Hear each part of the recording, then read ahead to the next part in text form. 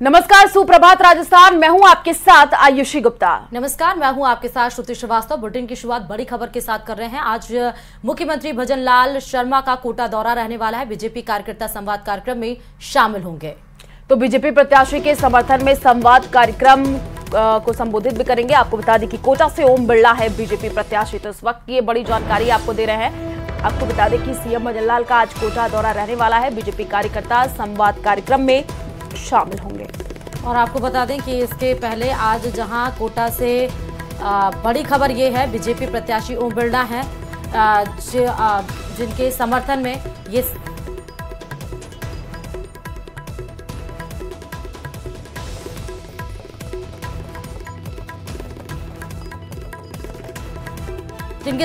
संवाद कार्यक्रम को संबोधित करेंगे। इसके पहले कोटा में गृह मंत्री अमित शाह आए हुए थे और कोटा से ही बीजेपी प्रत्याशी ओम बिरला, जहां पर जनसभा भी की गई थी और उनके पक्ष में वोट की अपील की गई थी। अब मुख्यमंत्री भजन लाल शर्मा का आज कोटा दौरा है। और चलिए रुक करते हैं अगली खबर की ओर। राजस्थान में लोकसभा चुनाव के लिए पहले चरण में 12 सीटों पर मतदान के बाद अब 26 अप्रैल को दूसरे चरण के 13 लोकसभा निर्वाचन क्षेत्रों में मतदान किया जाएगा। और इन 13 लोकसभा क्षेत्रों में कितने मतदाता हैं, इन 13 सीटों पर कितने उम्मीदवार हैं और अब इन 13 सीटों पर क्या है पूरा समीकरण, देखिए हमारी ये खास रिपोर्ट।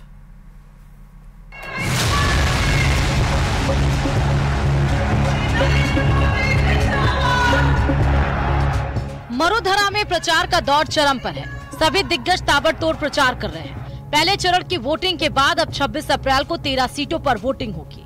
13 लोकसभा क्षेत्रों के एक साथ एक विधानसभा सीट बागीदौरा के लिए भी होगा मतदान।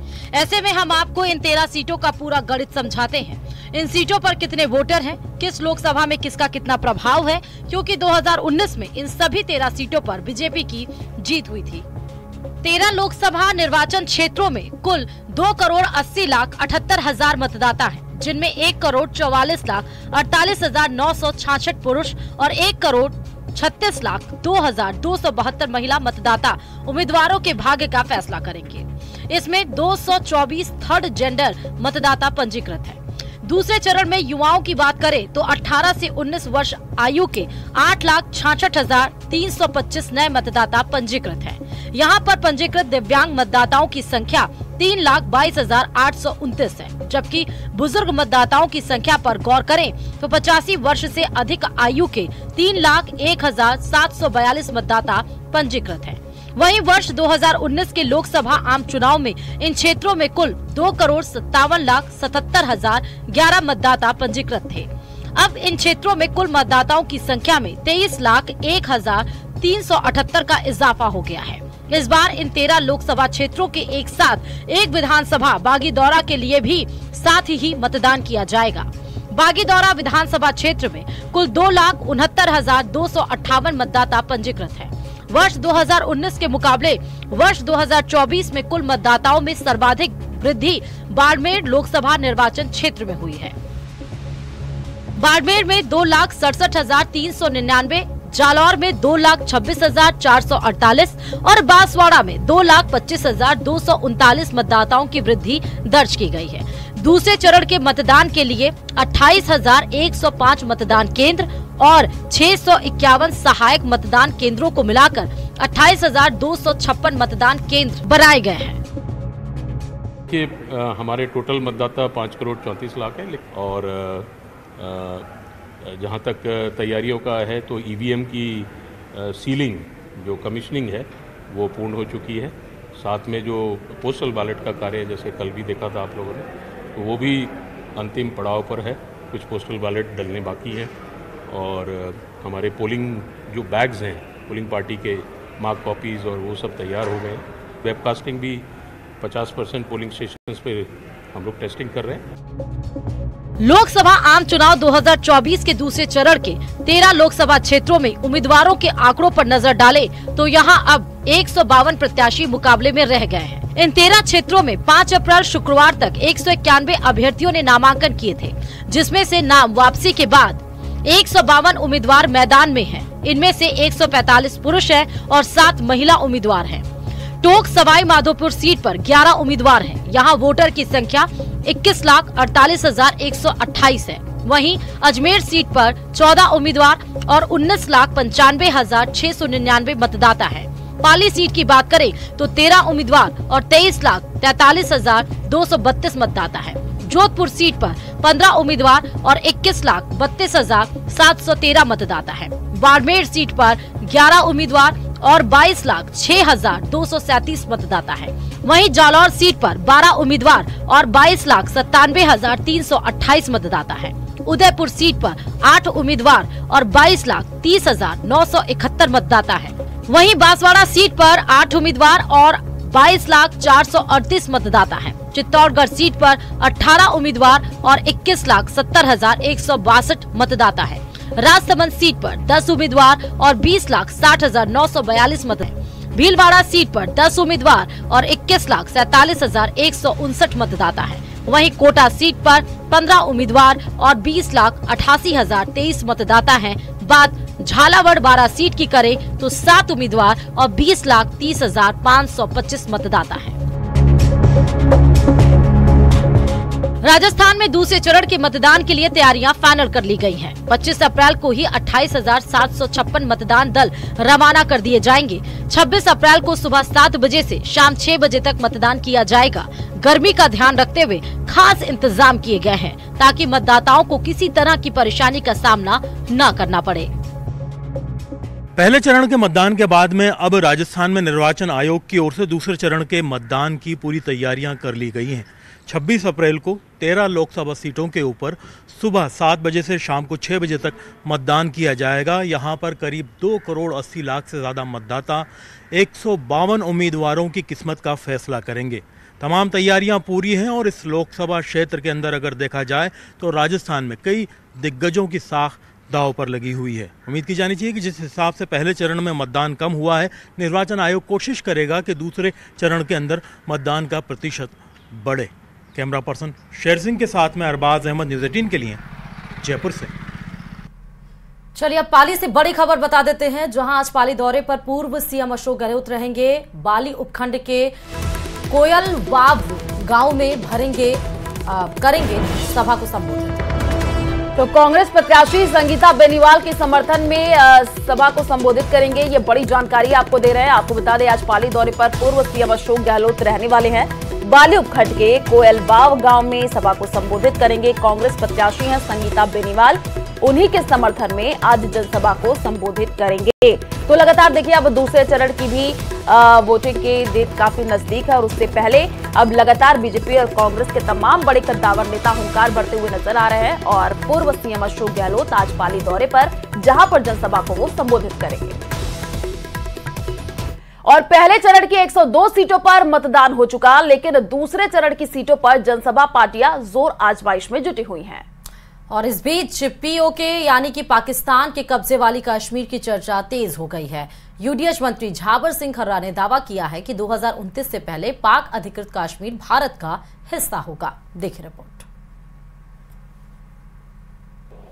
पीओके 2024 से 2029 के कालखंड में भारत का हिस्सा बनेगा।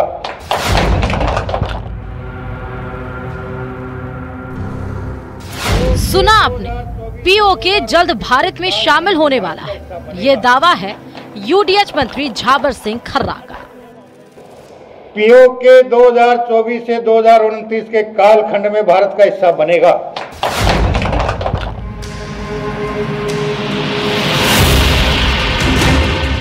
इससे पहले केंद्रीय मंत्री जनरल वीके सिंह ने भी पीओके को लेकर बड़ा दावा किया। मन बना रहे हैं, कहा था कि जल्दी जो पीओके है वो भारत में शामिल होगा।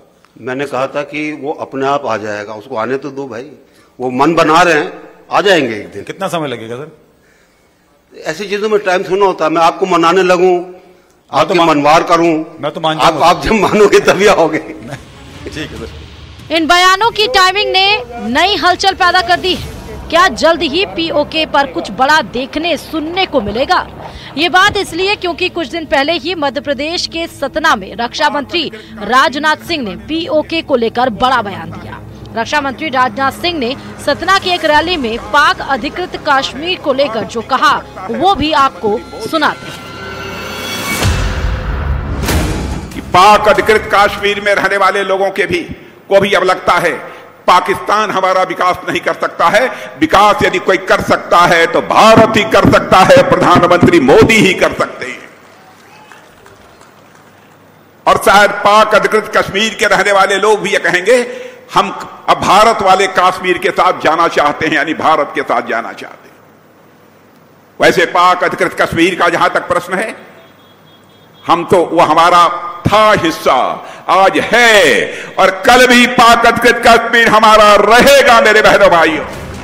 खबर है कि भारतीय वायुसेना ऑपरेशन पीओके को अंजाम देने को तैयार है। ऑपरेशन पीओके के लिए भारतीय सेना कश्मीर में युद्ध अभ्यास कर रही है। कश्मीर में भारतीय वायुसेना ने एक्सरसाइज गगन शक्ति 2024 के जरिए कश्मीर में हेलीकॉप्टर को ऑपरेट किया। खबर है कि भारतीय सेना के इस अभ्यास को देखकर पाकिस्तान परेशान है। वहां के हुक्मरान जानते हैं कि नया भारत दुश्मन की मांद में घुसकर उन्हें मारने का मादा रखता है, अपना हक हासिल करना जानता है। मोदी सरकार अपने फैसलों से देश और दुनिया को चौंकाती रही है। मोदी सरकार ने जब जम्मू कश्मीर से धारा 370 हटाया था, तभी से देशवासियों में पीओके हासिल करने की छटपटाहट पैदा हो गई है।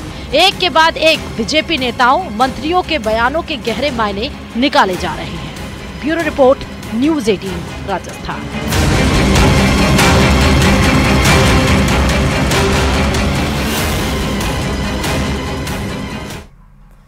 लोकसभा चुनाव से इस वक्त की जुड़ी बड़ी खबर बताते चले कि कल टोंक के उनियारा में पीएम मोदी की सभा होने वाली है।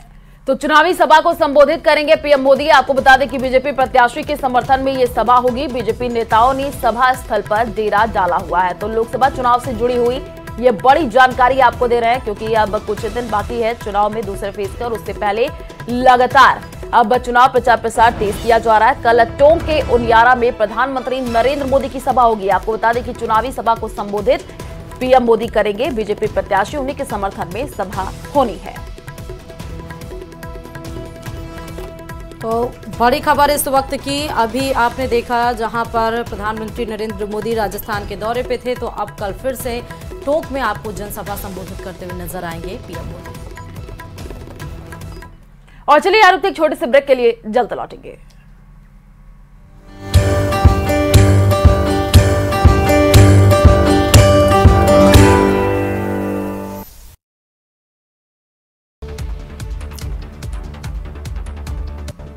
कांग्रेस की केंद्रीय चुनाव समिति की बैठक में पंजाब और बिहार से लोकसभा उम्मीदवारों के नाम पर हुई चर्चा। आज शाम तक आ सकती है बिहार के लिए कांग्रेस की दूसरी सूची। देश के चीफ जस्टिस DY चंद्रचूड़ ने लोगों से वोट डालने की अपील की। कहा, देश के लिए 5 मिनट जरूर निकालें। इलाहाबाद हाईकोर्ट में 4 साल की सजा पर सुनवाई टलने के बाद मुख्तार अंसारी के भाई अफजाल अंसारी की उम्मीदवारी खतरे में। गाजीपुर से अंसारी परिवार से किसी और को टिकट दे सकती है समाजवादी पार्टी। सलमान खान के घर पर फायरिंग मामले में लॉरेंस बिश्नोई और अनमोल बिश्नोई को बनाया गया आरोपी। मामले की जांच कर रही है मुंबई क्राइम ब्रांच ने। एफआईआर में 3 और नई धाराएं जोड़ी। झारखंड के धनबाद में हुए सड़क हादसे में फिल्म अभिनेता पंकज त्रिपाठी की बहनोई की मौत। बहन सरिता की हालत गंभीर। कोलकाता BN बिरला अस्पताल किया गया रेफर। पंकज त्रिपाठी भी कोलकाता पहुंचे। यूपी के मुरादाबाद से बीजेपी उम्मीदवार सर्वेश सिंह का निधन। कुछ दिनों से बीमार थे कुंवर सर्वेश सिंह। पीएम मोदी ने कुंवर सर्वेश सिंह के निधन पर दुख जताया। गुरुग्राम में 2 गुटों के बीच खूनी झड़प। खुलेआम चली गोलियां, पत्थर और लाठी डंडे। आधा दर्जन से ज्यादा गाड़ियों में तोड़फोड़। दोनों गुटों के बीच चली तलवार। गाड़ी से कुचलने की भी हुई कोशिश।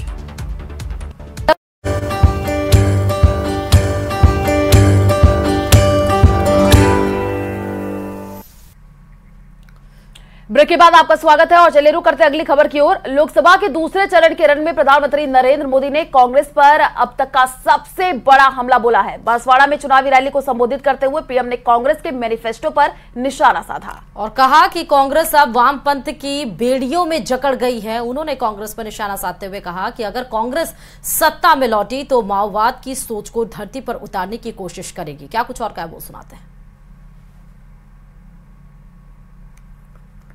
इन दिनों जो लोग कांग्रेस छोड़कर के बाहर निकले हैं, वे एक बात बड़ी गंभीरता से बताते हैं। वो सारे लोग कह रहे हैं कि कांग्रेस अब कांग्रेस नहीं रही है। अब कांग्रेस अर्बन नक्सलों के कब्जे में चली गई है। कांग्रेस अब वामपंथियों के चंगुल में फंसी हुई है। तो हमारे एक मित्र ने उनको पूछा कि आप ये कैसे कहते हैं, तो उन्होंने कहा उनका मैनिफेस्टो देख लीजिए, इस बार का कांग्रेस का मैनिफेस्टो देख लीजिए। कांग्रेस ने अपने मैनिफेस्टो में जो कहा है वो चिंताजनक है, गंभीर है, और ये माओवाद की सोच को धरती पर उतारने की उनकी कोशिश है। और लोकसभा चुनाव के पहले फेज में 58.28% मतदान हुआ। 2019 के मुकाबले महिला और पुरुषों के मतदान प्रतिशत का अंतर काफी कम हुआ है। 2019 के चुनाव में भी इन्हीं 12 सीटों पर मतदान हुआ था। ये प्रतिशत क्या कुछ कहता है, देखिए हमारी ये खास रिपोर्ट।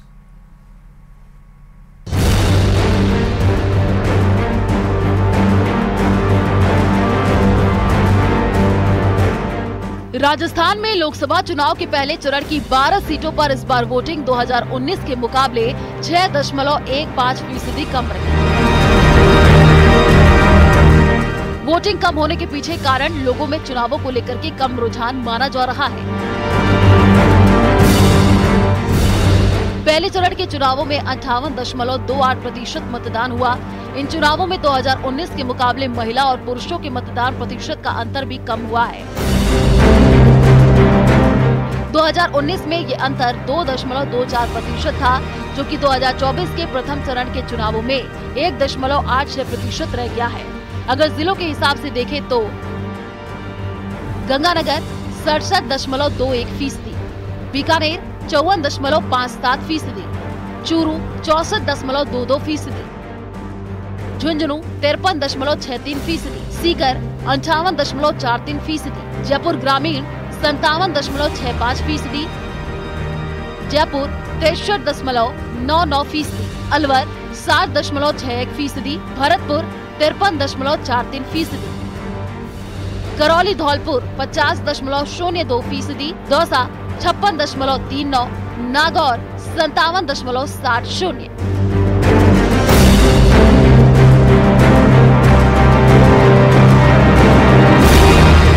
इन 12 लोकसभा सीटों के अंतिम आंकड़ों के अनुसार सबसे ज्यादा 67.21% मतदान गंगानगर लोकसभा क्षेत्र में हुआ है, जबकि सबसे कम 50.02% मतदान करौली धौलपुर लोकसभा क्षेत्र में हुआ है। पहले फेज में कुल 1,47,53,060 वोट पड़े। इनमें 68,14,997 वोट महिलाओं ने, 77,78,928 पुरुषों ने और 164 वोट थर्ड जेंडर वोटरों ने डाले हैं।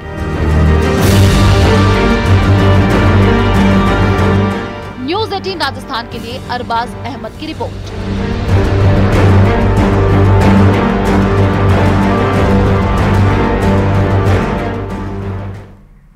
और रुकते हैं यहाँ छोटे से ब्रेक के लिए। खबरों का सिलसिला जारी, देखते रहिए न्यूज 18 राजस्थान। स्वागत है और चलिए रुक करते हैं अगली खबर की ओर। राजस्थान सरकार अब शीघ्र ही प्रदेश की शिक्षा व्यवस्था में सुधार को लेकर के बड़ा कदम उठाने जा रही है, और इसको लेकर प्रदेश के शिक्षा मंत्री मदन दिलावर ने आज बड़ी संकेत दिए हैं। देखिए रिपोर्ट।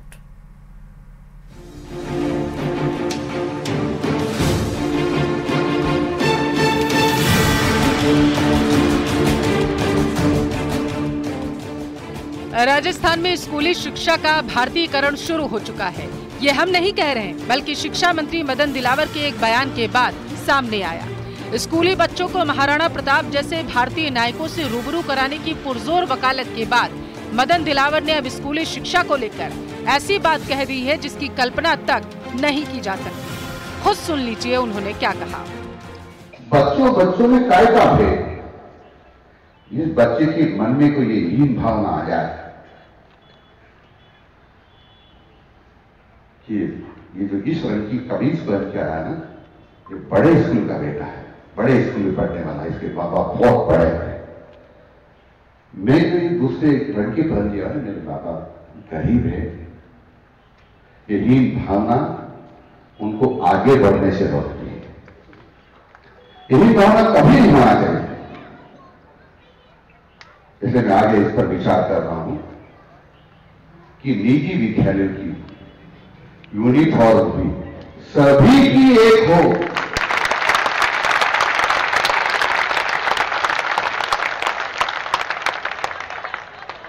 उसमें जूते, मोजे और ये पैंट शर्ट या जो लड़कियों की पहना होता है वो सब एक जैसा हो, इस पर हम विचार करते हैं। पता नहीं आपकी नाराजगी बढ़ेगी या खुश होंगे या मौन हो जाएगी, मुझे पता नहीं। रविवार को शिक्षा मंत्री जोधपुर के सिंधु महल में स्कूल शिक्षा परिवार कार्यक्रम में पहुंचे थे। यहां उन्होंने सभी स्कूलों में एक जैसी यूनिफॉर्म की बात कही। आप हम निजी विद्यालय को अधिकार देंगे कि सारे मिलकर के हमको एक ड्रेस बता दें, किस प्रकार की ड्रेस होगी।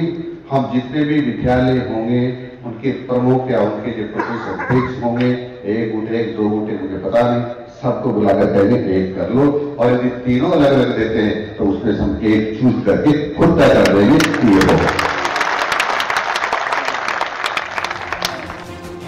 यकीनन प्राइवेट और सरकारी स्कूलों में एक जैसी यूनिफॉर्म बड़े बदलाव का कारण बनेगी। शोध बताते हैं कि सभी छात्रों के एक जैसे कपड़े पहनने से उन पर कूल तरीके से कपड़े पहनने का दबाव कम हो जाता है। इसके साथ ही ये पहल अपनेपन और एकता की भावना पैदा करने में मददगार साबित होगी। न्यूज़ 18 राजस्थान के लिए जयपुर से लवली वधवा की रिपोर्ट। चलिए अब चुनावी टॉप 10 खबरें देख लेते हैं।